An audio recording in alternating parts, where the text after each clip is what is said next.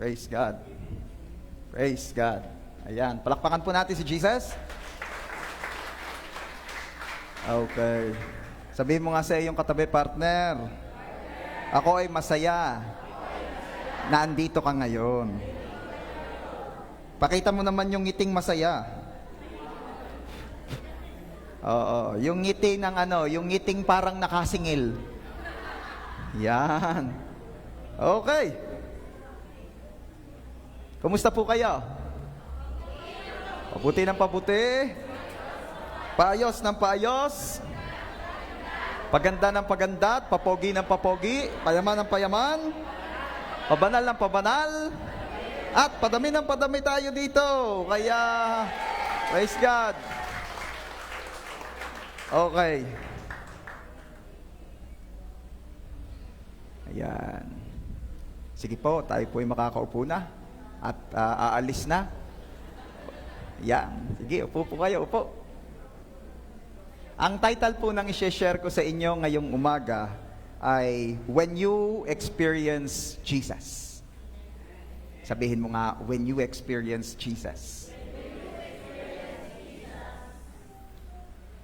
Experiencing Jesus is a very wonderful na pangyayari sa buhay ng sino man. Alam mo, kapag naranasan mo si Jesus, malalaman mo talaga agad na si Jesus yun. Malalaman mo agad na si Jesus yung naranasan mo. At ang nakakatuwa po sa Diyos, ipapakita niya sa iyo ang kaibahan ng experience at ng religion. Everybody say religion versus experience. Bakit? Kasi ipaparanas at ipararamdam sa iyo ng Panginoon yung bagay na hindi mo nararanasan at nararamdaman sa relihiyon.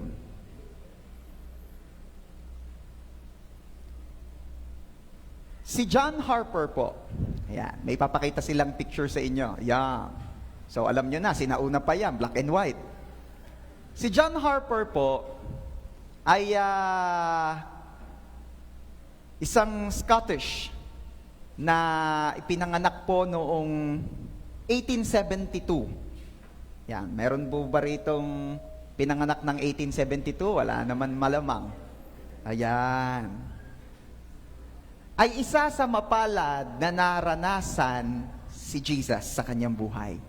He experienced Jesus at a very young age of 14 years old. Yan. Actually, ako po relate sa kanya kasi 14 years old ko rin po nung nakilala ng totohanan si Jesus. Sino ba mga 14 years old dito? May 14 years old po ba rito? May nagtataas ng kamay. 10 years ago daw, 10 years ago. Okay. Ako ay 21 years ago. Ayan. So, alam niyo na edad ko, 25. At nung nag-25 po si Pastor, tumigil na doon. Hindi na nadagdagan. Okay. Kidding aside, pero ano bang meron kay John Harper? Siya mismo ang nagsabi na I experienced Jesus. Yes, ang kanya pong parents ay mga Christian, pero he personally embraced Christ. Hindi siya na-impluwensyahan lang ng kanyang magulang.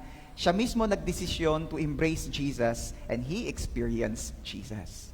Sabihin mo nga dyan sa katabi mo, gusto ko din na maranasan, ma-experience si Jesus. Ayan. I heard from Sis Tina that we have, I think, Singaporean friend here. Can you speak in Tagalog, sir? Or hindi po, English lang? English lang. So kayo na rin po ang bahalang mag-interpret. Ano po? Thank you so much. Ayun. Hanggang doon lang po yung baon ko eh. Ayun. And kung sakali man, kausap ko na po si Sis Tina. Sis Tina will help you. Pass daw, pass busog. Okay. Ayan.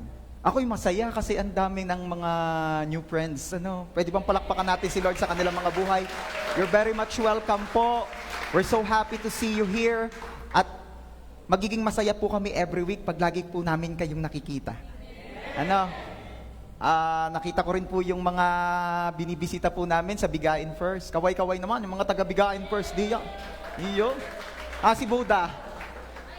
Yan, yung paborito ko yan, si Buddha. Buddha be blessed. Okay. Yung may ilaw naman pala dun eh. Ayan. At mamaya po, babalik-balikan natin yung story ni John Harper. Ako po'y naniniwala, may kanya-kanya rin tayong storya ng kung paano mo naranasan si Jesus. Naniniwala po ako na experience mo si Jesus in so many ways, sa iba't ibang kaparaanan, iba't ibang kwento. Marami tayong kwento rito. Pero hayaan niyo po ngayong oras na ito, pag-usapan natin how God revealed Himself to John Harper at saka dun pa sa mga pag-uusapan nating mga Bible characters. But enough to say, ito po ang pag-usapan natin, kuha tayo ng mga aral dito. Ang title po, When You Experience Jesus. Let's pray. Father, in the name of our Lord Jesus, we come to you. We thank you for this wonderful day. Salamat po sa biyaya na kami ay makapag-Sunday service. Salamat po sa kakayanan, sa kagustuhan, sa resources. Sa lahat, biyaya niyo po ito. We also thank you and we celebrate your goodness sa buhay po ng bawat isang dinala niyo sa lugar na ito, maging sa mga kapatid po naming joining us online. Thank you, Lord. We ask forgiveness sa aming mga nagawang kasalanan. Forgive us, Lord. Cleanse us with your blood. And thank you for the grace of forgiveness. We receive it in Jesus' name. Thank you, Lord Jesus, kasi yung righteousness niyo po, yung katuwiran niyo po ang nakikita ng Diyos sama sa amin at hindi yung aming mga kakulangan. Kaya salamat po, for we believe, kami po ay confident na nakakaharap sa presensya ng isang banal na Diyos simply because ang kabanalan niyo po, Lord Jesus, ang nakikita ng Diyos Ama sa amin. Salamat, Lord. Holy Spirit, we welcome you. Dwell upon our needs. We need you. Teach us. Be with us. Bless the lips of your servant as I share your word. And bless the ears and the hearts ng mga makikinig. At naniniwala po kami, hahayaan niyo pong maranasan ng bawat isa ang matindi mong pagsama. Lord Jesus, let us experience your goodness. Wala po kayong lalampasan. Salamat, Ama. We are declaring your victory alone and the defeat of the enemy in Jesus' name. At wala pong ibang maparangalan, mataas, mahayag, makilala, maluwalhati, kundi ang tanging pangalan nyo lang po, Lord Jesus. Salamat po, Ama. We dedicate to you this day. We dedicate to you this Sunday service. Be blessed, Lord. This we pray in Jesus' name. And everybody shout and say, Amen. Once again, everybody say, when you experience Jesus. Ayan. Ang dami pong kwento sa Bible ng mga taong naranasan si Jesus. At hindi lang po nila basta nakasama, nakaharap si Jesus. May nangyari. Ano ba ang nangyayari kapag naranasan mo sa buhay mo si Jesus? Ano ba ang nangyayari sa taong tunay na na-encounter, tunay na naranasan si Jesus sa kanyang buhay? Number one, when you experience Jesus, you will receive second chance. Sabihin mo nga dyan sa katabi mo, second chance. Yung may gigil naman, sabihin mo, second chance. Naks. Parang iba ang dating doon sa isa. Parang iba ang sinasabi, oy, second chance daw. Yes. Okay. Ito po mapapansin ninyo. Ang tao po, pag nagawaan tayo ng mali, ang tendency natin, natural, magalit. Mali eh. Nasaktan tayo, na-offend tayo. Pag di ka nagagalit, baka di ka tao. At pag tayo'y nagalit, sa totoo lamang po'y biyaya ang magpatawad. Ano ba pag sinabi, Pastor, biyaya, ay kailangan mo ng tulong ng Diyos para magpatawad. Bakit, Pastor, mahirap magpatawad? Dahil ang pagpapatawad po is a divine act. Ito po ay kilos ng isang Diyos, ng isang banal. Kaya mapapansin ninyo, it's so hard for us to forgive dahil we are still living in this flesh na makasalanan. Okay?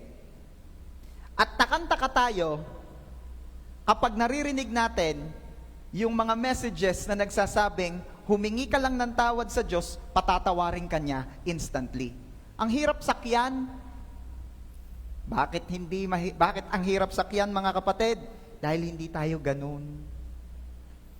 Oh, hindi pastor, ibahin mo ako. Pag ako nagpatawad, pag mayroong humingi ng tawad sa akin, pinatatawad ko talaga. Oh, that's good for you. Eh what if, after mong patawarin, after a week, nakita mo uli? Ibang usapan yun, pastor. Pinatawad ko na siya, pero wag na uli siya magpapakita sa akin. Ano yun? Pinatawad mo ba talaga? Yung hindi pwedeng magpakita sa iyo uli. Are you there? O yung isa naman, okay lang naman siya magpakita sa akin. Very good. Pero hindi na siya makakaulit. So ano mapapansin natin? Issue. Biyaya ang makapagpatawad dahil ang pagpapatawad po is a divine act. O pastor, ano ang kinalaman niyan sa ating pinag-uusapan ngayong umaga? Malaki. Kasi kung issue po at biyaya ang magpatawad, yung magbigay pa ng second chance. Sabihin mo nga dyan sa katabi mo, magbigay daw ng second chance. Yung inutangan ka ng 1,000,000, di ka binayaran, pinatawad mo. Praise God. Pero nangungutang uli, dinoble pa. 2,000,000 naman ngayon. Ano sasabihin mo? Anong sapok? Are you there? Diba? Pastor, wisdom. Yan. Alam nyo, hindi masamang gumamit talaga ng sentido komon. Hindi masama yung paaralin para paggamitin ng wisdom. Pero pansinin ninyo, most of the time, kawi-wisdom natin, we forget to love. Pero syempre, we find our balance eh. Hindi rin naman pwedeng puro love. Yung iba naman, nung ang puso ay tumibok, di ba? Ay wala na daw magagawa kundi sundin ito. Oh, di ba? Nung kinilig, ayaw nang makinig. Di ba? Oh, sabi na, wag na nga ining, may asawa na yan. Kering siya, keringking ka. Come on. We find our balance. Okay? Pero, babalik ako sa point ko. Minsan, sa sobrang lohikal ng tao, we forget to love. Anong sabi ni Jesus dito? Pag sinampal ka raw ng kanan, kayo na magtuloy. Ibigay ang kaliwa. Hindi bigyan ng kaliwa, ha? Ibigay ang kaliwa. You see, it is Jesus himself na nagsasabi, give second chance. Sino po rito yung naniniwala na ikaw mismo ay tumanggap ng second chance from the Lord? And we ought to give second chance to others. Anong comment nyo kay Maris? Patu. Anong comment nyo kay Maris? Habang nag-iisip kayo, sasayawan ko muna kaya, patu. Ano? Ang comment nyo kay Maris? Tigilan nyo ko, alam ko hindi kayo nagandahan sa sayaw ko.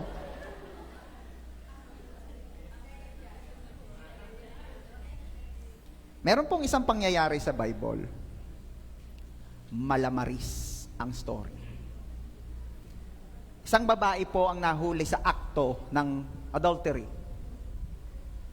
She's caught red-handed. Huli sa akto. And that time, kailangan huli sa akto. Bakit? Wala pang screenshot. Yung natawa, second chance. Ngayon, ako'y hanga sa inyo. Saan nyo kinukuha yung mga electric pan na yan? Talagang ako dumadami ang electric pan eh. Praise God. Sa Bible po kasi dumami ang tinapay at isda. Dito po sa church dumadami electric pan. Oh, praise God. Okay.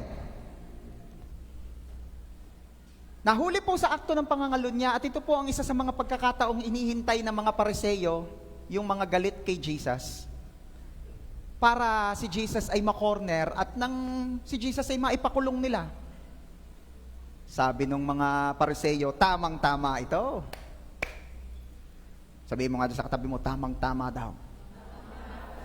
Yeah.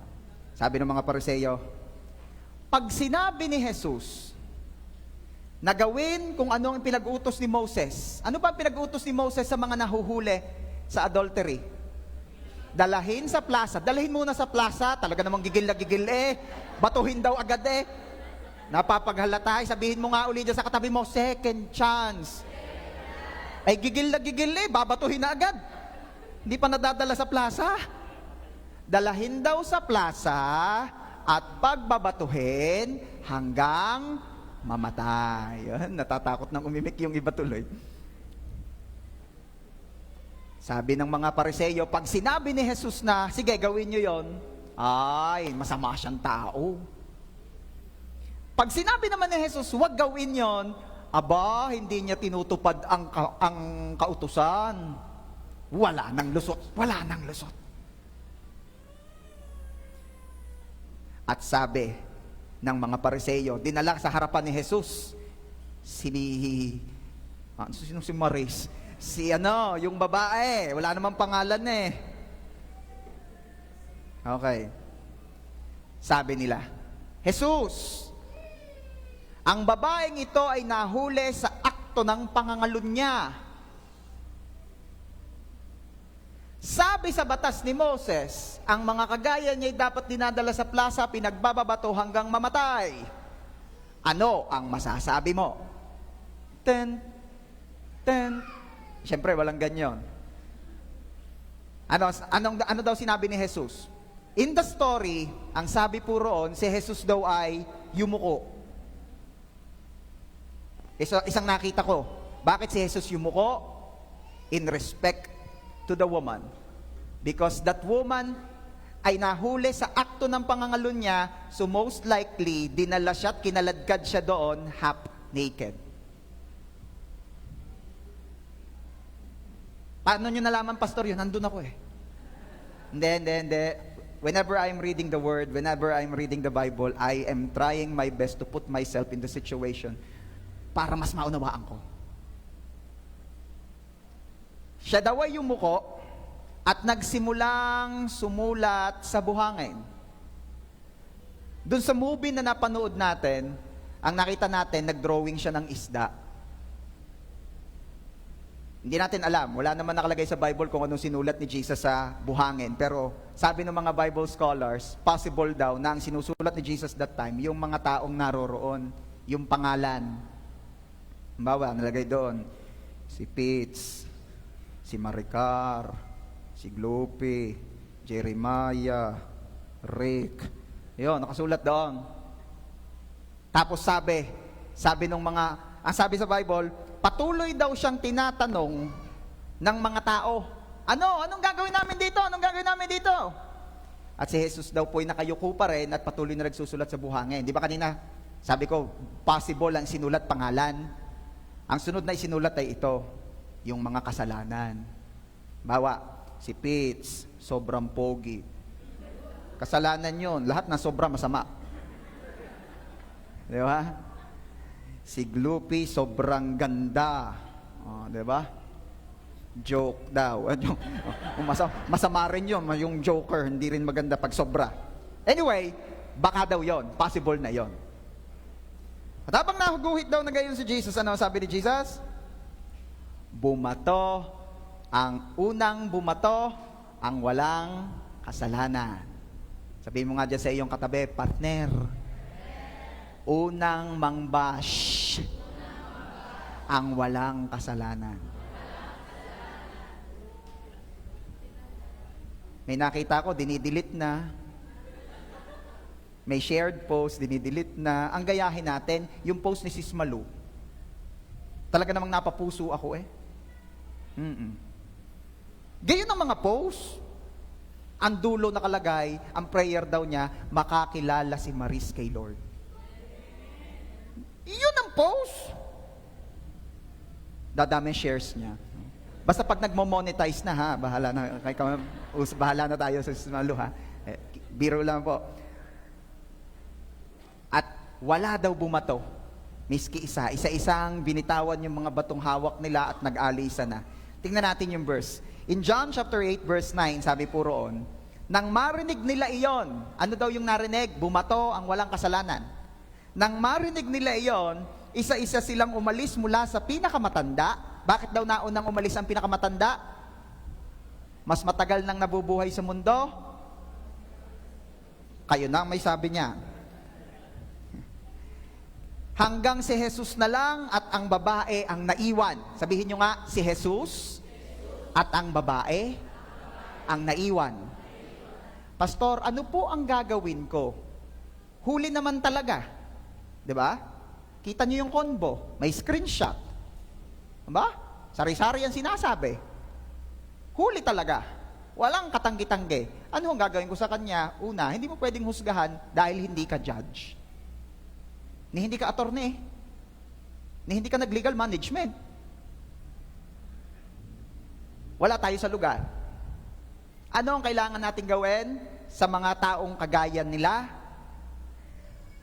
Bring them to Jesus and lead them to Jesus. Anong ginawa? Ano nangyari? Hanggang si Jesus na lang at ang babae ang naiwan. Whenever may pagkakataon, may ma-encounter kang gayan, sa halip na husgahan mo kung ano-anong sabihin mo, no. Bring them to Jesus and lead them to Jesus. Si Jesus ang bahalang bumago, umayos ng tao. Hindi mo kaya. Hindi natin kaya. Tanungin kita, nabago mo sarili mo? Hindi nga natin kaya baguhin ang sarili natin. Bumago pa naman ng iba, magawa natin. Sino lamang ang kayang bumago sa atin? Ay sasabihin ako sa inyo. Si Jesus, na nag-iisang may kakayanang bumago sa atin, hindi ka din binabago. Pastor, akala ko po si Jesus ang babago. Kung si Jesus ang bumabago, paano yung mga taong hindi nagbago, di si Jesus ang ibe-blame ninyo? Ba't ito hindi nagbago? Si Jesus ang bumabago, ba't dito nagbago? Di hindi binago ni Jesus, di si Jesus ang may kasalanan. Ay sino ang nabago? Ang bumabago sa tao ay ang pag-ibig at kabutihan ni Jesus. Kaya nga, sige, palakpakan mo si Lord. Kaya nga ang kailangan natin, ma-experience si Jesus. Ako'y naniniwala, ang pangit man ng sitwasyon, ang pangit man ng setting nitong babaeng caught sa act of adultery, pero ito ang ginamit na pagkakataon ng Panginoon para siya ay ma-experience ng babaeng ito. Hindi ko alam kung anong sitwasyon mo nung pumasok ka rito. Hindi ko alam kung anong pinagdaraanan mo ngayon. Pero naniniwala ako that God is using your situation for you to experience Him. Saan higit na naranasan at nakilala ng mga disipulo si Jesus? Sa gitna ng bagyo. I don't know kung bagyo man ang pinagdaraanan mo ngayon, but naniniwala ako sa isang katotohanan ito.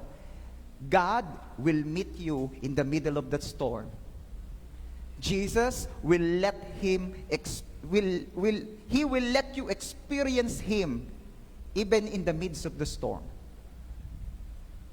Grabe pong kahihiyan ang sitwasyong ito ng babae, pero kahit ang pangit-pangit na pangyayari, ginamit pa rin ng Panginoon para ma-experience ng babae si Jesus. Ikaw kapatid, anong pinagdadaanan mo ngayon?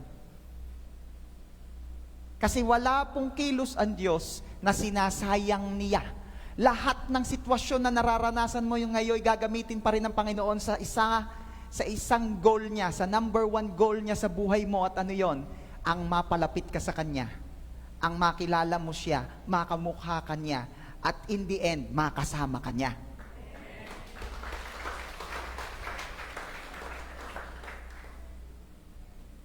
Anong gagawin, Pastor? Bring them to Jesus and lead them to Jesus. Verse 10. Tumayo si Jesus at sinabi sa babae, "Babae, nasaan na sila? May humatol ba sa iyo?" Sumagot ang babae, "Wala po." sinabi ni Jesus sa kanya, hindi rin kita hahatulan. Ba't ini-highlight pa ito? Ba't ini-highlight pa sa Bible? Ba't sinabi pa ni Jesus, ako man, hindi kita hinahatulan? Kasi siya nga lang ang nag-iisang pwedeng humatol. Pero hindi niya ginawa. Tingnan mo nga yung katabi mo. Sabihin mo, partner, si Jesus lang ang pwedeng humatol. Pero di niya ginawa.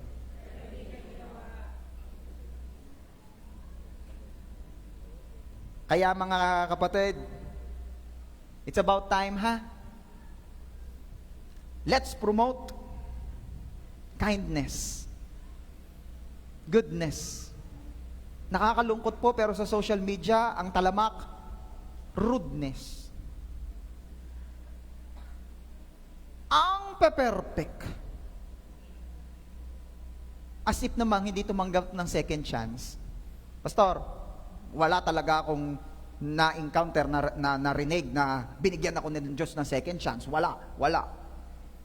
Isang pruweba na binigyan tayo ng second chance ni Lord, yung nagising ka pa kanina. Second chance yan, kapatid. And actually, hindi yan basta second chance eh. Ang tinatanggap po natin ay second chances.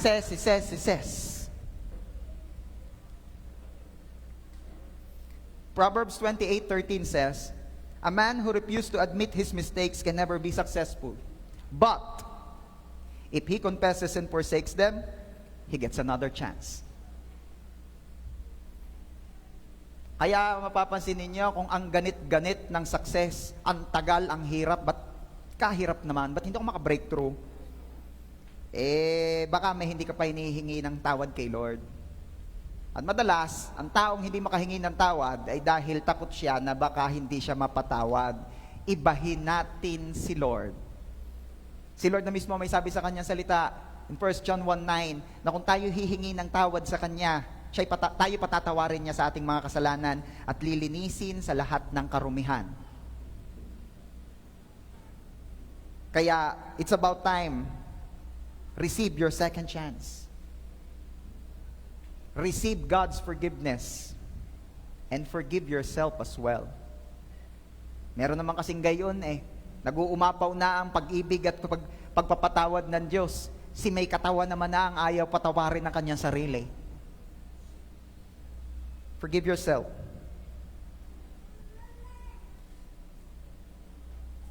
At tayong tumanggap ng second chance, ay marapat lamang ding magbigay ng second chance sa iba. So again, when you experience Jesus, you will receive second chance from Him. Bakit ang bait ni Lord? Bakit ang buti-buti ng Diyos? Think of this. Kung ang Diyos, tuwing tayo nagkakasala, ay ang binibigay agad ay parusa, sa tingin mo, may lalapit pa kaya sa Kanya? Iba't iba ang kwento natin sa ating experience sa ating mga tatay. Pero ako'y naniniwala, meron dito na naka-experience na nung lumaki ka sa tatay na matapang. At naniniwala ako na nung mga time na yon hindi kayo close. Dahil ang hirap lumapit sa tatay na lagi na lamang galit. Ang hirap lumapit sa tatay na lagi na lang nagpaparusa. Kaya naniniwala po ako, kung ang ating pong Diyos Ama sa langit ay Diyos na tuwi na lang nagkasala ka, inaroroon sa langit, binabantayan ka magkasala, may hawak na baseball bat, at tuwing magkasala kay babambuhin ka, naniniwala ako, wala na maglalalapit sa Diyos pag gayaan ng gayaan. At nakakalungkot po dahil marami ay naniwala sa gayong klase ng Ama sa langit. Based on their experience, base sa kinamulatan nilang paniniwala, etc. Pero gusto ko pong ipaalala sa ating lahat ngayong umaga, iklaro ito, hindi galit ang Diyos. Ang Diyos mo ay Diyos na uungat nagagalit dahil hindi naman siya nagtotolerate ng mali, pero Diyos na nagbibigay ng second chance sa mga humihingi ng tawad sa Kanya. Kaya nga, pwede mong sabihin ngayon sa iyong katabi, hindi nagalit si Lord. Uwi ka na, hindi nagalit si Lord. Okay? Di ba? Be, uwi ka na, di na ako galit. Oo. Tapos, pagbalik, it's a trap. Oh, pero hindi. Ang mga couples dito, nagmamahalan sa biyaya ng Diyos. May nakita ko nakiki-amen, wala namang ka-couple. Hindi, para daw sa magulang niya yon, para sa magulang. Diba? Huwag ka tumingin sa akin, mahahalata ka nila kung sino ka. Okay. Bakit ang buti ni Lord? Kasi nga, ang ginagawa ng Diyos ay ito. Dahil hindi ka nga mag-grow sa parusa. Sino rito yung nag-grow sa parusa?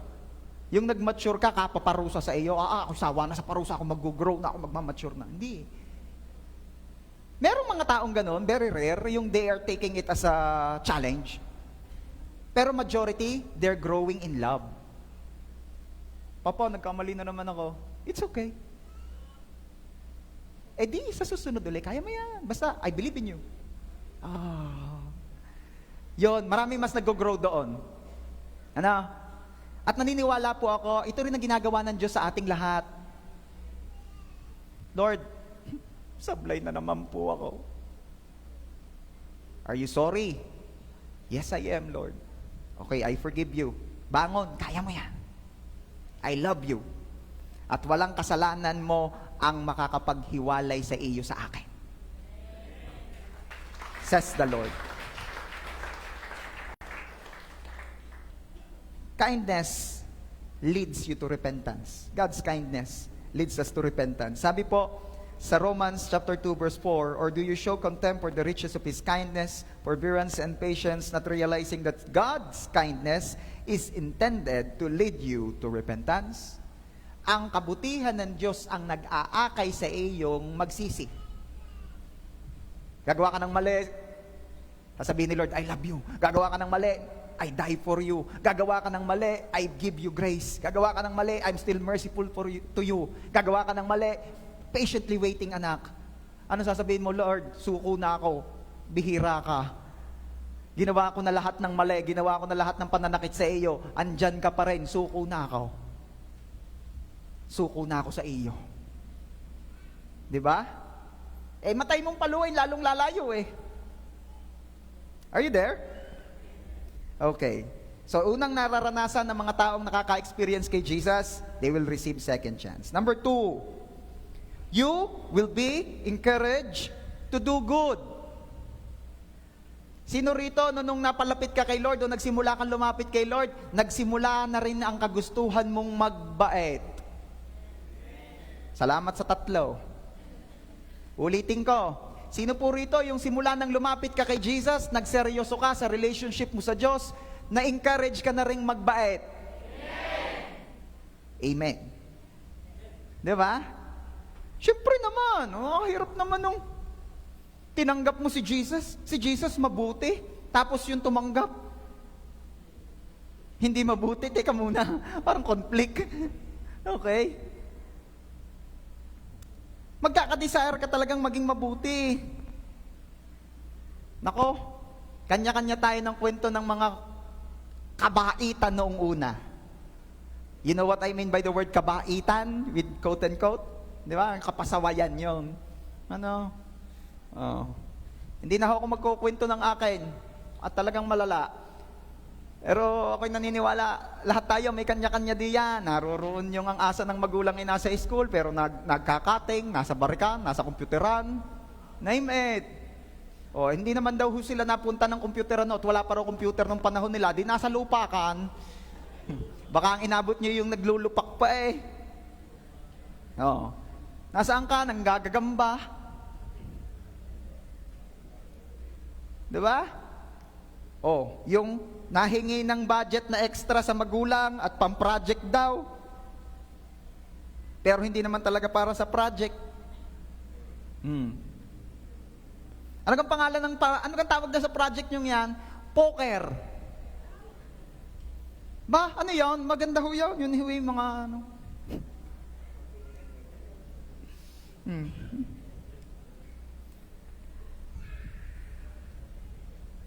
Kanya-kanya ng kwento ng kabaitan. Pero simula nung na-encounter, simula nung naranasan si Jesus, ay nagkaroon ng kagustuhang bumait. Okay. Pwede ba sumunod kayo sa sasabihin ko? Sabihin natin lahat, gusto kong bumait, pero di ko magawa.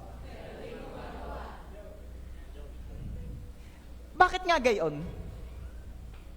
Kasi po, we're living in this flesh, sa laman na ito, na ang gusto'y magkasala. Ang iyong spirito, na galing sa Diyos, ang kaluluwa mo, na tinanggap na ang Panginoong Hesus sa buhay mo, gustong magpakabuti. Okay? Pero yung laman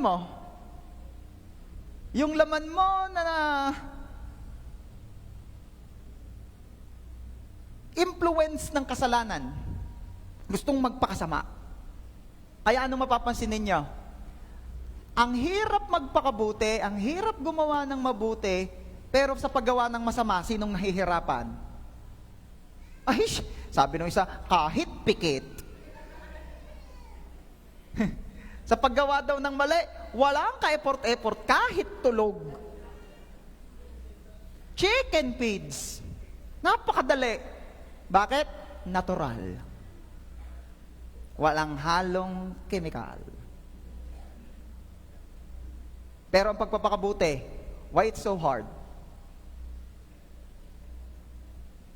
Why it is so hard? Kasi nga, kagaya ng pinaulit ko sa inyo kanina, pag ang hirap magpakabait on your own. Napakahirap pong magpakabuti on our own. Wala itong ipinagkaiba sa pagpapatawad.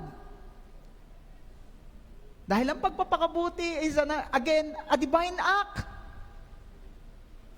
Na kung ang katawang ito hindi divine, kailangan natin ng isang divine motivation, divine intervention, pakikialam ng isang divine para maging able tayo to do good and to consistently do good. Sa Bible po, meron doon, talamak na kurakot. Sabihin mo nga sa katabi mo, kurakot daw. Pinasasabi ko lang, hindi ko sinabing titigan mo ng ganyan.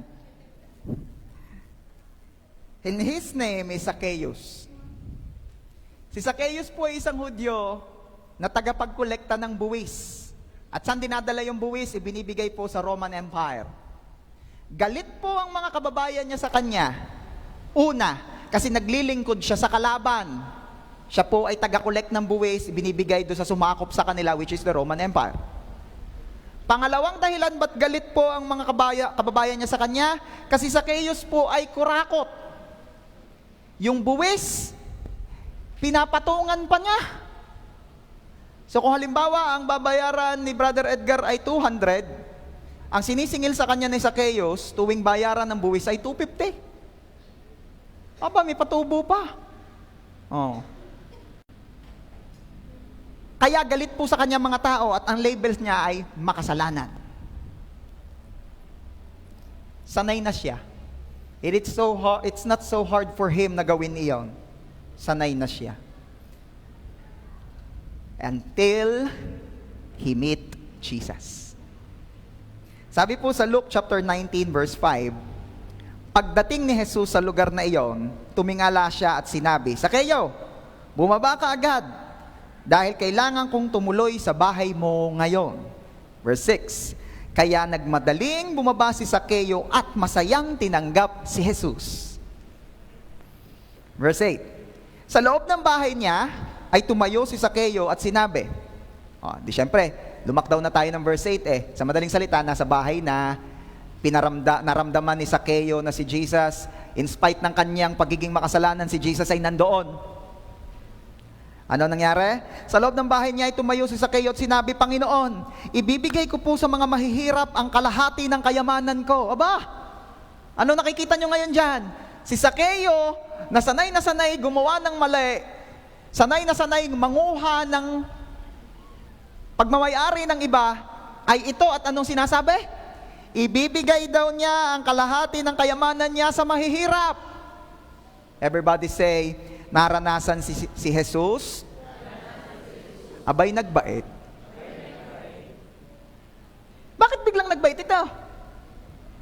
matindi. Ibibigay daw niya ang kalahati ng kayamanan niya sa mayayaman. Sino rito yung na-experience mo na si Jesus sa buhay mo? Pangalawang tanong, sino rito yung nakapagbigay na ng kalahati ng iyong kayamanan sa mahihirap? Do you see? Hindi ito madali. Yung ibigay ang kalahati, kung ikaw estudyante, yung kalahati ng baon mo? Meron ba rito? 20 baon mo, binigay mo 10? Ako po, bakit? May utang po akong 10. Eh kaya. Di ba? Meron ba rito?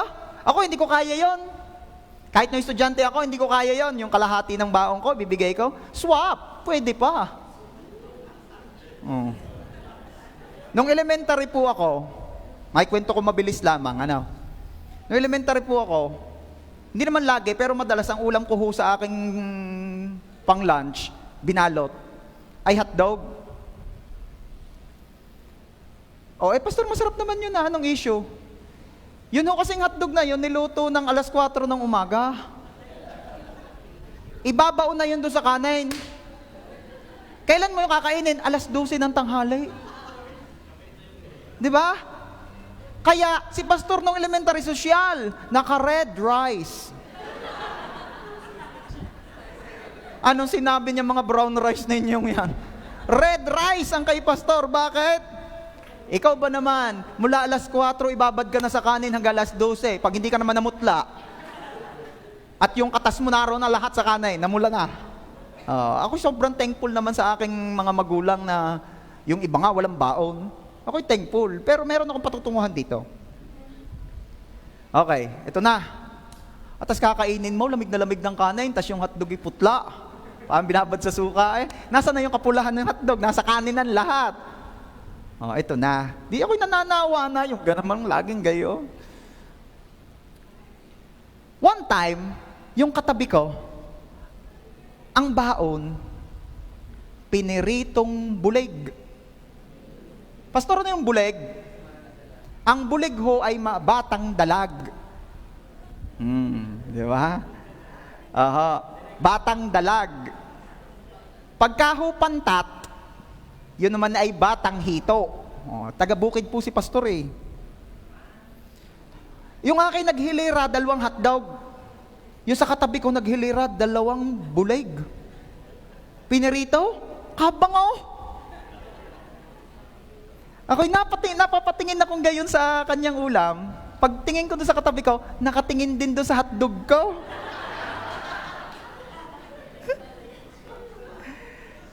Sabay sabi sa akin ng aking kaklase, minsan lang kami makatikim ng ganyan. Wag niyo sabihin, si pastor mabait, isinare. Hindi ako mabait noon. Nautak. Sabi ko, ako hindi pa rin nakakatikim niyan. Alam niyo na nangyari? Swap kami. So tuwan-tuwa po yung kaklase ko nakakain ng hotdog. Minsan lang daw. Ako naman, katinik pala noon. Pero masaya na rin ako, at least naiba. Naiba naman. Ako namang dekada na hotdog Maiba naman. Sarap, ayos din naman. Ewan ko kung nataalala pa ni mama yon, pero siguro gulat yan nung binuksan yung lunchbox ko nung hapon. May tinik? Hotdog ang ulam nito. Ayan. Anong lesson doon? Wala lang. Hindi, meron. Kaya mo siguro swap, pero yung kalahati ng baon, diba? Ito ang ginawa ni Sakeo. Kalahati daw ng kayamanan niya, ibibigay niya sa mahihirap. Biglang bumait. Biglang na-encourage to do good. You know why? Kasi naka-experience siya ng goodness. Alam niyo ang tao, nagiging able lang naman tayo to do something dahil yun naranasan din natin. Simply because we cannot give what we do not have. Hindi mo kayang, sasabihin mo, mamahalin kita, tas ikaw hindi ka naman nakakaranas ng tunay na pag-ibig. How come? Kaya kung gusto mong maging effective, genuine ang pagmamahal na ibibigay mo, make sure na genuine din yung love na nare-receive mo. At walang ibang magmamahal sa iyo ng totoo kundi si Kristo. Sinabi ko po ito doon sa wedding na inofficiate ko nung nakaraan. Always remember the cross. Kailangan maayos ang relationship mo vertical. Kung gusto mong maayos ang relationships mo horizontal. Always remember the cross. Kaya sabi ko doon sa mga kinakasal ko, dapat laging ayos ang relationship kay Lord ha, para maging maayos ang relationship ninyo. Amen naman ang amen yung dalawa. Very good. Okay. Bumait si Zacchaeus. Tuloy natin. At kung may nadaya akong sino man, babayaran ko ng 4 na beses ang kinuha ko sa kanya. Aba, kung may nadaya daw siyang sino man, ibabalik daw niya ng 4 times. Aba, yun yung mabayaran ka sa utang kahit wala ng patubo, digay ka, sarap na. O balik rin naman natin, yung ikaw ay nakabayad, kahit walang patubo, digay ka, sarap na nakabayad ka. Ano? Pero ano sabi ni Zacchaeus, 4 times daw. Sabihin mo nga dyan sa katabi mo, lalo kung may pautang yan, sana all. Diba? Sana all. Magbayad na nga lang, kahit nga hindi 4 times. Pero look what happened to Zacchaeus.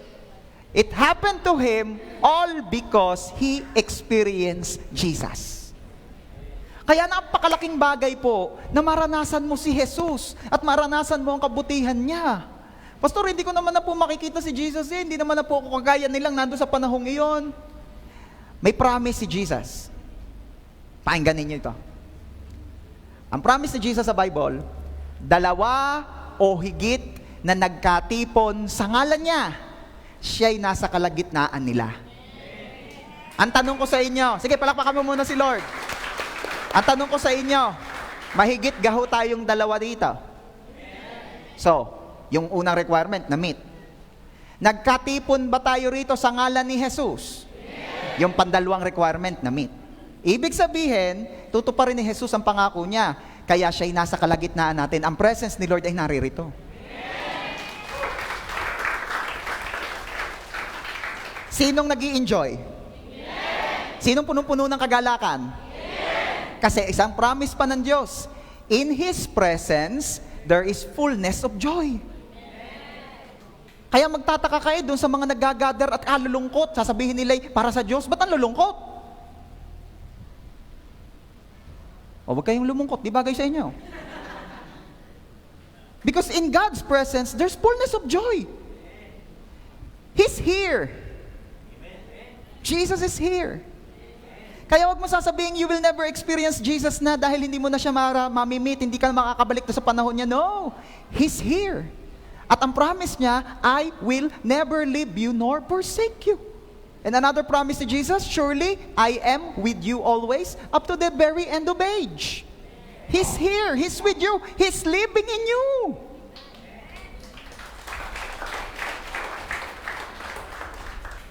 At ang nakakatuwa po, once you experience Jesus in your life, siya mismo ang tutulong sa iyo na magawa mo at gustuhin mo na gawin ang mabuti.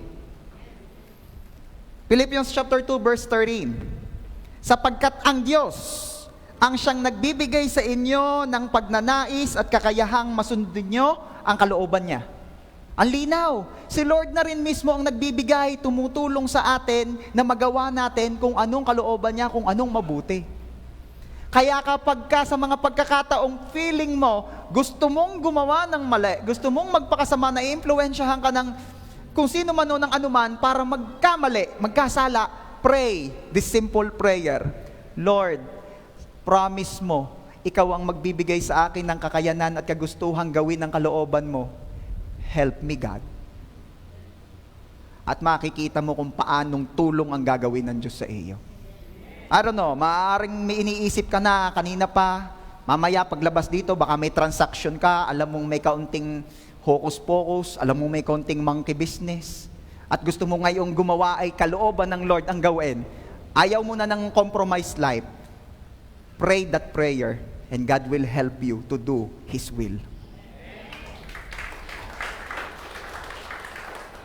Balikan natin si John Harper, makakalimutan ninyo.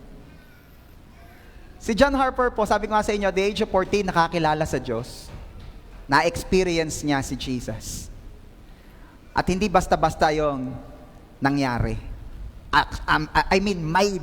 may nangyari sa kanya na matindi.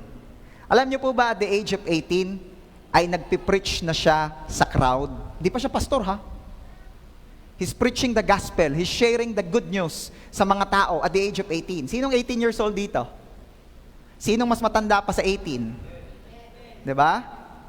That man, that guy, is sharing Jesus at the age of 18. At marami po ang nag-witness na mga nakasama niya sa buhay niya ang nagsasabi, ang tawag sa kanya is a perspirizing man. Mapapawising tao. Bakit daw mapapawising tao? Kasi hindi daw tumitigil si John Harper sa pagpe-pray hanggat di pawisan. Baka naman humainit doon sa pinagpe-prayan. Di, gigil na gigil siya mag-pray. And another witness ang nagsasabi, lagi niyang nakakasama ang sabi, ito daw ang madalas na naririnig niya sa prayer ni John Harper. Lord, give me someone to share you to him, or else I die. Bigyan niyo po ako ng masya-sharean, kung di, mamatay na lang ako. Matindi. Ano ba ibig sabihin, pastor, ng masya-sharean? Yung maipakilala, taong mapapakilalahanan ng Panginoon. Grabe ito. At bakit dumating sa puntong si John Harper ay gayaan? Simply because he experienced Jesus. At yung experience niyang yon, encourage him to do good. Sinong gusto rin yan? Keep on experiencing Jesus. Kaya wag kang mawala sa mga gawaing para sa Diyos. Wag kang mawala sa mga gathering na ganito. Kasi nga sa ganitong gathering, andun ang presensya ng Diyos, and the moment na lagi mong na-experience si Jesus, then you will be encouraged to do good. Sino rito yung pagkakatapos mag-church, talaga namang on fire ka, talaga namang motivated ka to do good? Siyempre, as time goes by, habang dumadaan yung mga araw na nabababad ka naman sa mundong makasalanan, parang unti-unti nauubos yung bait energy mo. Di ba? Yung mga bait deposits mo. Kaya kailangan mo uling mag-replenish. Lapit uli sa presensya ng Diyos. Sama uli sa gathering na kagaya nito para bait vibes ka uli. Okay. Lastly, number 3. When you experience Jesus, you will have the desire to make Him known. Nung nabalitaan ninyong maganda na uli sa outlets, pinamalita mo ba? Di ba?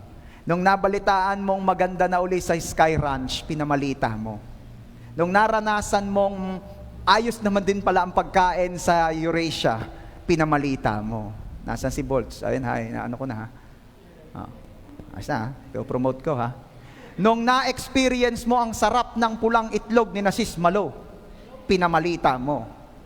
Anumang nararanasan mong masarap, anumang nararanasan mong maganda, pinamamalita mo.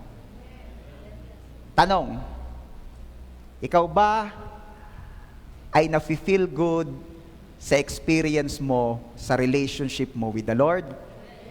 Ay dapat pinamamalita mo yan. When you experience the goodness of Jesus, dapat nagkakaroon ka ng burning desire to make Him known.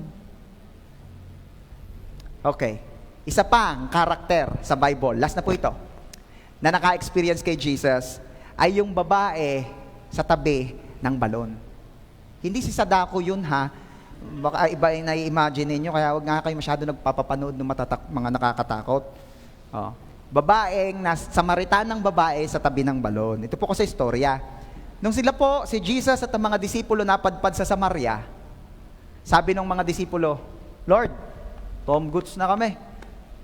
Hanap muna kami ng foods. Chicha na lang maya-maya. Sabi naman ni Jesus, sige, dito na lang muna ako. Sa tabi ng balon. Nag-alisan na yung mga disipulo. Maya-maya, may dumating na babae. Nakukuha ng tubig sa balon. Sabi, to make the long story short, sabi ni Jesus, pahingin tubig. Sabi nung babae ay, ba't nakikipag-usap po kayo sa amin?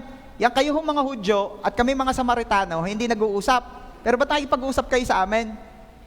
Sabi ni Jesus, kung malalaman mo lamang ang tubig na meron ako, pag nakakainom ka, hindi ka na uli mauuhaw, ikaw ang hihingi sa akin. Sabi naman ng babae, teka muna, kaya ka nga nahingi sa akin, wala kang pangkuha ng tubig sa balon, tapos sasabihin mo, may tubig ka na pag nalaman ko kung anong klaseng tubig, ako ang hihingi sa iyo. Ano ba yan? Sabi ni Jesus, ikaw ay dalaga. Sabi naman ng babae, grabe naman kayo. Halata. Alam kong halata. Ang galing nyo naman. Paano nyo nalaman? Sabi ni Jesus, ikaw ay dalaga, wala kang asawa. Talaga naman. Nalaman mo, alam mo yun? Sabay dinugtong ni Jesus, ikaw ay dalaga, wala kang asawa, kasi yung kinakasama mo ngayon, hindi mo asawa. Ano sabi ng babae? Marites. Hindi. Sabi ng babae, alam mo? Sabi ni Jesus, kaya nga, alam ko, ikaw ay longing for love. Ikaw ay hindi lang uhaw sa tubig, ikaw ay uhaw sa pag-ibig. Kaya alam ko, nakakailanganin mo ang tubig na meron ako dahil pag ininom mo ito, hindi ka na mauuhaw kahit kailan. Sabi ng babae, iba to. Naku, nabalitaan ko na to, nabasa ko na to. Ikaw ba yun? Ikaw yung Misaya. Hindi naimik si Jesus. Siyempre, hindi pa panahon eh. Alam niyo kung anong ginawa ng babae? Sabihin mo nga, sa katabi mo, ano yung ginawa ng babae? Basahin natin. Verse 28. John chapter 4, verse 28. Pagkatapos, ay iniwan ng babae ang kanyang sisidlan ng tubig at umalis papuntang lungsod. At sinabi niya sa mga tao, halik kayo, tingnan ninyo ang taong nagsabi sa akin ng lahat ng ginawa ko. Siya na nga kaya ang Kristo? Verse 30, kaya't sila'y lumabas ng lungsod at nagpunta kay Jesus. Maraming taga-Samaria mula sa lungsod na iyon ang sumampalataya kay Jesus dahil sa patotoong ito ng babae, sinabi niya ang lahat ng ginawa ko. Verse 40, kaya nung pumunta sa kanya mga taga-Samaria, hiniling nila na kay Jesus na manatili sa kanila. 2 araw siyang nanatili roon. May tagal. Yung mga nagla-life group, ang alam ko alas 4 nagsimula, alas 9 naghiwa-hiwalay. Natawa yung mga mamshis ito lalo malala, 2 araw. Tuloy natin. Nasaan na ako? Kaya nung pumunta sa kanya mga taga-Samaria, hiniling niya yan. Verse 41, at marami pa ang sumampalataya dahil sa salita ni Jesus. Paano nangyari yon? Dahil doon sa babae. In-invite niya yung mga tao, in-invite niya. Okay? Verse 42, sinabi nila sa babae, hindi na dahil sa mga salita mo kung bakit kami sumasampalataya, sapagkat kami mismo ang nakarinig sa kanya, nalalaman namin siya nga ang tagapagligtas ng sanlibutan. Grabe ito. Yung babaeng naka-experience ng goodness ni Jesus, ay hindi pumayag na siya lamang ang makaka-experience ng goodness ni Jesus. Ginusto rin niyang yung iba pa ay maka-experience ng goodness ni Jesus, and look what happened. Dumami ang nakakilala kay Jesus. Sabi mo nga sa katabi mo, kaya mo rin yun eh. And actually, yung iba rito, baka hindi ka pa aware, ginagawa mo na yan. You're inviting people to go to church, para ka na rin yung Samaritan woman. You're bringing people to church, ikaw na rin yun. Ano mapapansin ninyo? Na bago ang hangarin o gusto sa buhay ng babae. Bakit pumunta yung babae sa balon? Para umigib. At nung na-experience niya si Jesus, nagbago. Tubig lang ang gusto nung una, naging si Jesus na at ang makilala siya ng marami ang gusto. Nabago ang layunin. Layuning panarili, nung na-experience si Jesus, naging layunin na ni Kristo ang gusto. Wow! Ang dami kaya sa church, sa totoo lang, kaya pumunta ng church at gustong makilala si Lord, gustong mabless. Tapatan tayo. Gustong mabless. Pero nung na-experience si Jesus, hindi na natiling gusto lang mabless. Gusto nang maging blessing. By bringing as many as possible to Christ. Yan ho ang naranasan ng babae. Gustong mabless, gustong makaigib. Abay, ang nangyari naging pagpapala sa marami. Pansarili lang nung una, naging pang kay Lord na. Balikan natin si John Harper at mukhang dito na ako magtatapos. Sabi ko sa inyo, si John Harper, at the age of 18, nagpipreach na ng gospel sa marami. Nakita yun ng kanyang pastor. Kaya pinagkatiwalaan siya. Sige, magbukas ka ng church. Diyan sa Bakersfield, California. Magbukas ka ng church. Ay di nagbukas siya ng church. Alam niyo po ba nagsimula siya with the members of 25? Sabi mo nga, 25. In a matter of ilang months lang, nag-boom yung gawain nila, naging 500 plus members po sila. Months lang, kinailangan nilang lumipat ng ibang lugar para magawa ang gawain ng Panginoon doon. Sobrang bilis ng growth. Matindi ang ginawa ng Diyos kay John Harper. Narinig po yun ng maraming mga churches. Kaya siya po ay in-invite ng isang church overseas to preach. Actually, nakapag-preach na siya doon, natuwa. So after ilang months, ini-invite uli siya. Punta uli kayo dito. That time, hindi pa ganun kadali ang transportation. May mga barko naman, kaya lang hindi masyadong comfortable. Hanggang lumabas po ang Titanic. Remember Titanic? Remember Titanic? Hindi yun kwentong ano lang ha. Titanic talaga. Kaya tuwang-tuwa po yung church na nag-i-invite sa kanya. Pastor John, gusto po ulit namin kayong makasama dito sa church at titreat po namin kayo. Ititreat po namin kayo ng sakay sa Titanic. Ikaw, alam mo na nangyari sa Titanic, kaya sabihin mo naman hindi maganda. Pero syempre that time, wala namang mag-aakala mangyayari yon. Ang claim nga ng may-ari ng Titanic, even God cannot sink it. Kaya, yung mga humahamon sa Diyos, huwag kayong imik ng paala-alangan kay Lord. Hindi kinailangan ni Lord makialam. Iceberg lang, lubog. Lalo na kung si Lord ang nakialam doon, lubog. Kaya huwag nyo hahamunin ng Diyos Yung mga sasabihin ninyong, Lord, sagutin lang ako na rin crush ko, magpapastor ako. Yan, naging pastor na nga. Huwag hahamunin. Pastor na po ako bago ako sagutin ni Pastora. Sheesh. Biyaya. Okay. So, ano nangyari? Biyudo na po kasi si Pastor John Harper that time. Pero bata pa siya 39 years old lang. So isinama niya po sa Titanic ang kanyang pamangkin at ang kanyang nag-iisang daughter. Yan. And you know the story. Tumama sa iceberg at lumubog ang Titanic. At ito po ang pangyayari. Habang lumulubog po ang Titanic, good thing na si John Harper po nakakuha agad ng lifeboat. At nung na-set up na, nasa tubig na, isinakay po niya ang kanyang only daughter at ang kanyang pamangkin. Sabay talon sa tubig, trying to save other people. Pero nung napansin niyang hindi po sapat yung lifeboat sa napakaraming tao, ginawa niya kung ano ang kailangang gawin. Habang hindi pa totaling lumulubog ang Titanic, pumasok uli siya sa loob and he preached the gospel sa mga naroroon.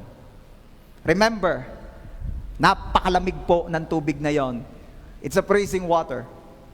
May iceberg nga Kaya hindi madali ang ginagawa niya that time. After niyang i-share ang gospel sa loob ng lumulubog na Titanic, lumabas uli siya. Para naman Para isa-isahing i-share si Jesus doon sa mga lumulutang-lutang pa. Lagi niyang tinatanong, are you saved? At once sumagot yung tao ng no, then receive Jesus and you will be saved. bago pa tumama ang hypothermia, yung sobrang lamig, bago mamatay sa sobrang lamig, he is preaching Jesus to those people, one by one, one by one. Hanggang may nakita siyang isang lalaki. At ang sabi niya, "Are you saved?" No. He shared Jesus.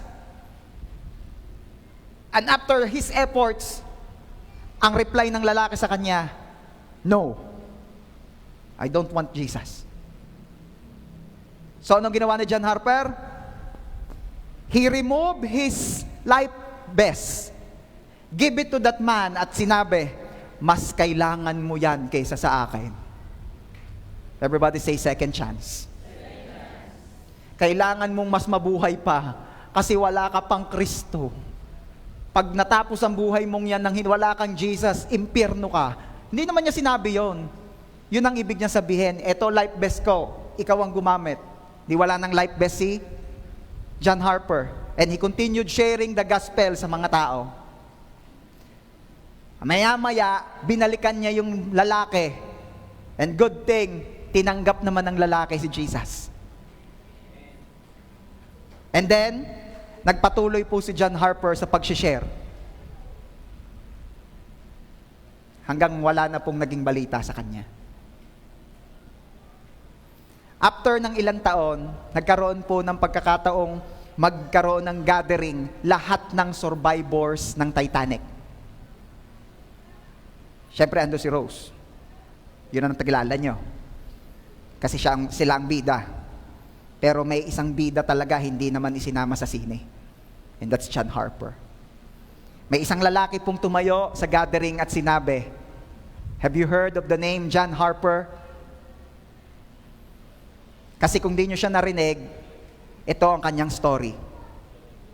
And you know kung sino yung nagkukwentong yon? That man na binigyan ni John Harper ng life vest.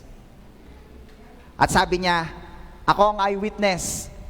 Lahat ng nilalapitan ni John Harper that time, instead of saving himself, he's trying to share Jesus to them, one by one."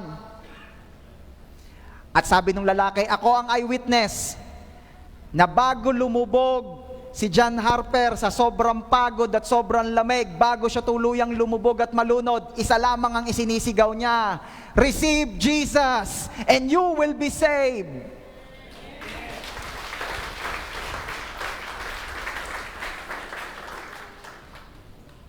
Hanggang siya'y lumubog na at hindi na nakita ulit.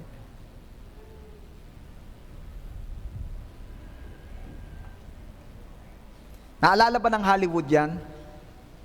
Hindi.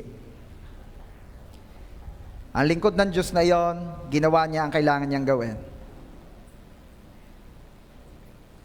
Habang marami ang selfishly kumukuha ng lifeboat to save their lives, habang marami ang doing their best to pursue ang kani-kanilang mga layunin, here comes Harper saving other people by sharing Jesus to them.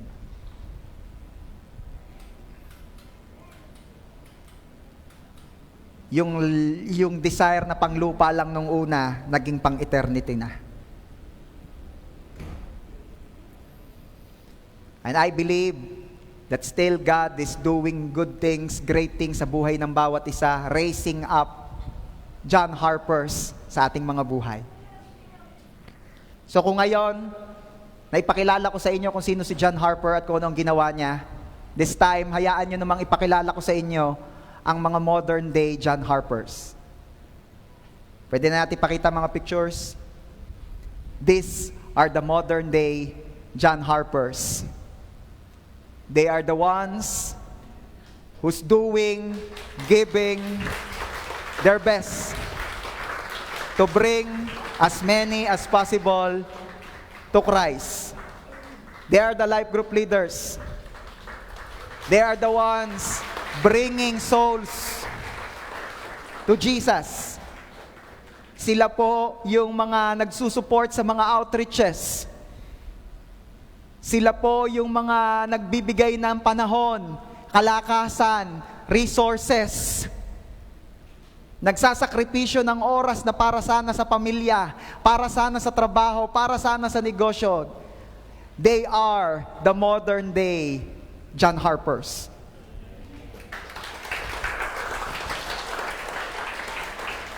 And you can be one of them. You can be one of them. Magmumove ka na at mag-grow ka na from a person selfishly looking for a lifeboat to survive into a John Harper, selflessly sharing Jesus to many people para hindi lang sila maligtas physically, maligtas sila up to eternity.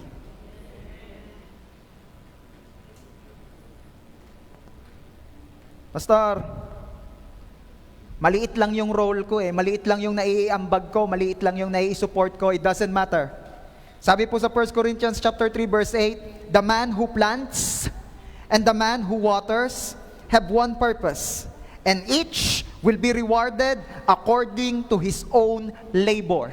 Each will be rewarded according to his own labor. Walang pagpapagal mo ang masasayang. Sumuport ka financially, yung tipong nabalitaan mo si Pasnika, ang daming kasama, libre niya lahat sa pamasahe, narinig mo yon? And then, narinig mo ngayon tong message na to, kaya sasabihin mo, I want to support Pastor Anika. Pastor Anika, this is a little portion, a little amount, bahala ka na, pandagdag man lamang sa pamasahe. Narinig mo na sa Kalansayan, sina John Kenneth, nag-gather ng napakaraming mga tao doon. Hindi ka makapunta for some reason, but you can send something, you can help, you can give support by saying, anak, are ang kaunting halaga, pambili man lang ng pampansit nyo doon.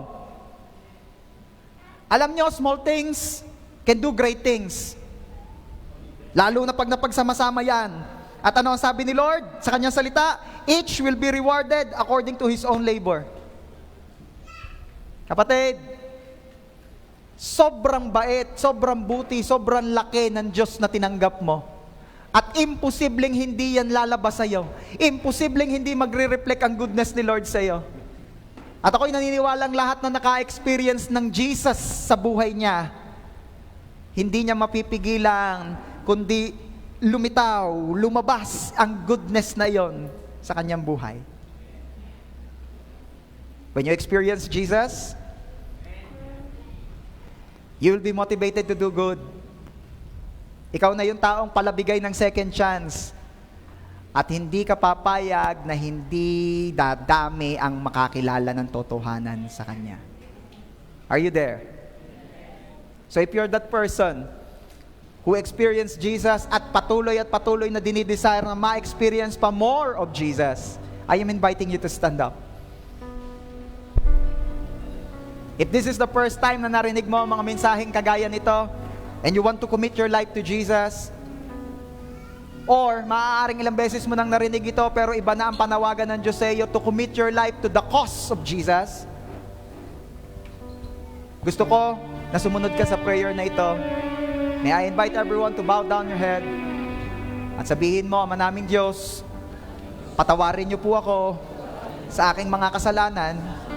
Panginoong Jesus, tinatanggap ko po kayo sa aking buhay bilang aking Diyos, Panginoon, tagapagligtas. Maghari ka sa buhay ko. Ibinibigay ko ang buhay ko sa iyo. Gamitin niyo po ako, all for your glory. In Jesus' name, amen. And this time, let's worship the Lord. Let this song be your prayer. Let this song be your prayer.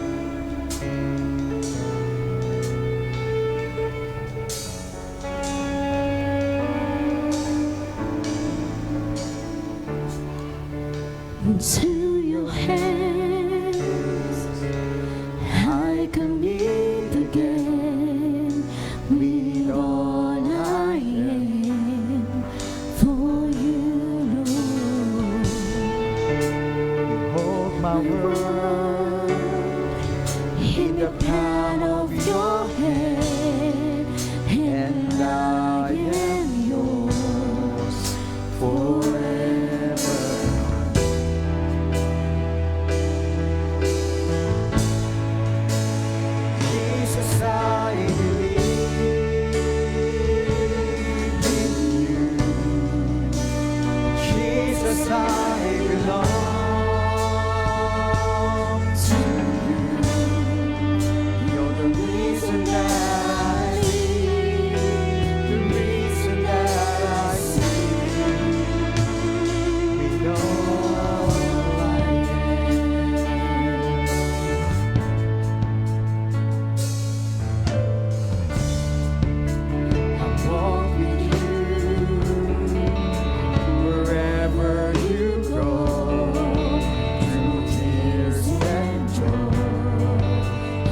trust in you, and I will live in all of your ways, your promises forever.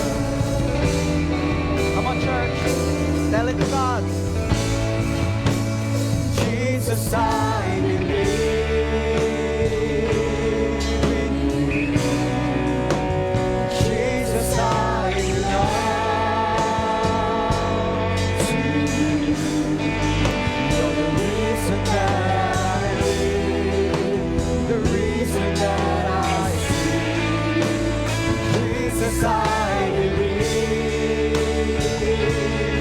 in you. Jesus, I belong to you. You're the reason that I see, the reason that I see. Lord, Come on. Let's worship the Lord. I will worship.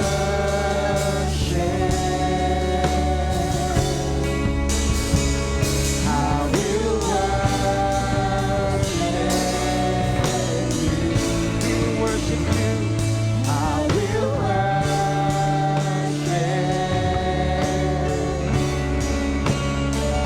I will worship. Oh, I will worship. We worship you, Jesus. I will worship. Oh, I will worship.